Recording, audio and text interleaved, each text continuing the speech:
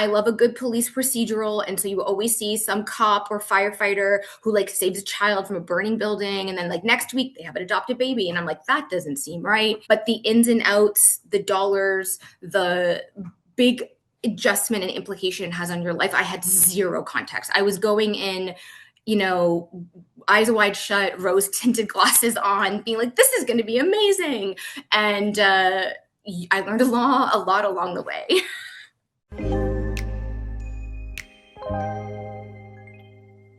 I think growing up in a traditional household and seeing those gender norms, I was like, ick, not for me personally. And props to my mom for doing it. And she's a very strong and well-rounded woman because of it. I just knew for me, I didn't want that. And I didn't want to have to like shoehorn myself into a relationship just to have the experience of being a mother. So I was like, you know what? No problem. There are so many kids out there that are like looking for what I have. I'm so lucky to have what I have, a home, a dog, a family who can like lean in, friends. Maybe the adoption is the best way for you to open the doors for myself, but also for somebody else. But being Canadian is a very different experience than being American. Basically, I started like at the municipal level within my own city, starting to do all the like required courses that you have to do to make sure you're like safe approved. So they teach you a lot about adopting a child and understanding trauma and how to work through it within your own home, as well as lean on professionals. So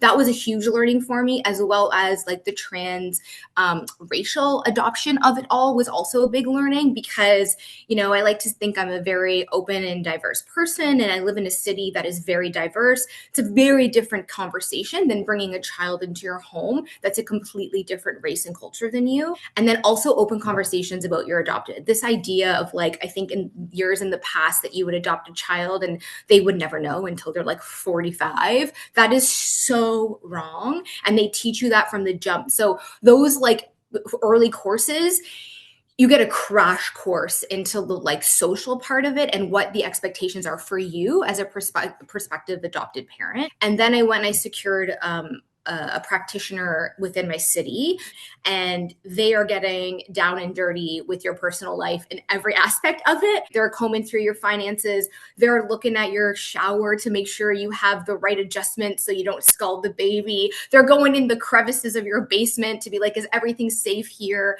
They're giving you everything you need. So I'd say for me, that was the most important relationship.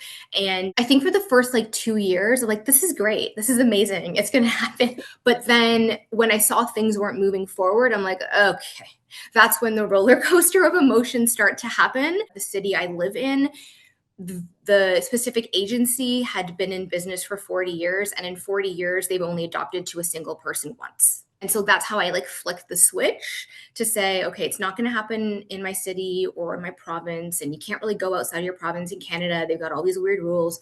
So we're going to flip the switch and go international. And the creme de la creme of programs, if you will, is the American program. I had to get myself, in addition to my municipal representation, I had to get somebody in the Canadian adoption field to represent me. So lots of checks going out to that person. Then you have to get a US person to represent you. You sign contract with them, you give them dollars, and then you go to a law firm. The law firm is where the majority of your dollars are going to be going to. And then it's kind of like, okay, you get presented. I get a email every month to say you were presented to 83 birth families. 4 of them made you their second choice. The rest said, see you later. But in my case, I did get chosen twice within 10 days, which is like apparently unheard of. The first match was, they didn't even have the name themselves of the birth mom. She ended up being like an undocumented person in the United States, in Texas. I'm coming from Canada. Given the current political climate, didn't feel great because what struggles am I going to come up against getting across the border? And they were like, it was a Monday. They wanted me in San Antonio, Texas by Tuesday at midnight. And, part of me was like, okay, I'm going to come. A couple $1,000s to go. I'll go. We will meet. But it was like, well, no, you kind of have to make the decision before you come down if it's a yes or no. And I'm like, but I have no information. I had nothing. I had literally nothing. except for they had sent me, it's a boy, and here's his like latest ultrasound. That was it. And if I'm going in not knowing anything, is that fair to the child for me to take that on just because I want to say I have a baby? So that was an immediate thank you so much, but no. And then literally 10 days later, they call me again and they're like, this is unheard of. We have another match. This time we have more information. This would have been fourth child for birth mom. Birth mom was incarcerated, and she had some pieces of her health history that were unclear, and it could cause big long-term impacts to the child if that particular health item was not treated properly. And the child that was born before this child had very big challenges that she has been facing since birth, only a year before. So they were like, okay, we'll give you 2 days to decide on this one. Okay, call my GP, who's amazing. We love each other. He's the best. And he's like, I need to see more medical records about this one particular piece. I'm telling you, if it's not treated properly, it could cause blindness, deafness, CF. There was a whole list of things. And he's like, Pauline, I love you and I want this to happen for you, but it's too much for one person to take on. So I went back and I said, my doctor would like to have an extra day. Can you please send me a detailed file? They missed a huge piece of medical information. It says right here, what we were looking at was not treated. He's like, I cannot sign off on this, and I can't move forward if my doctor doesn't sign off.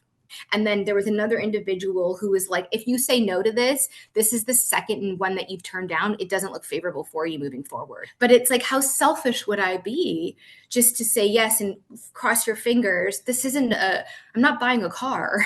This is a child. This is a person's life. So it's a lot of factors. And I was just like, it definitely defeated me. I slipped into like a little bit of like a darkness, and I was angry because I felt bad. I felt bad about myself because I'm like, I would be amazing, but like, by saying no, where is this child going to go? I don't know. So you feel really bad about yourself. And then you feel like everyone at the table is judging you.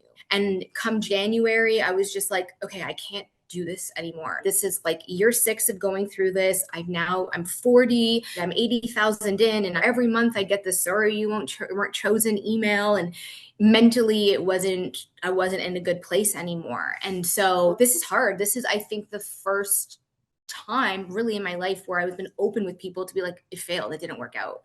And this idea of like, just go and adopt as like some kind of consolation prize or a backup to a backup, like it just needs to stop. Like that's so silly to even think that, but so many people say that.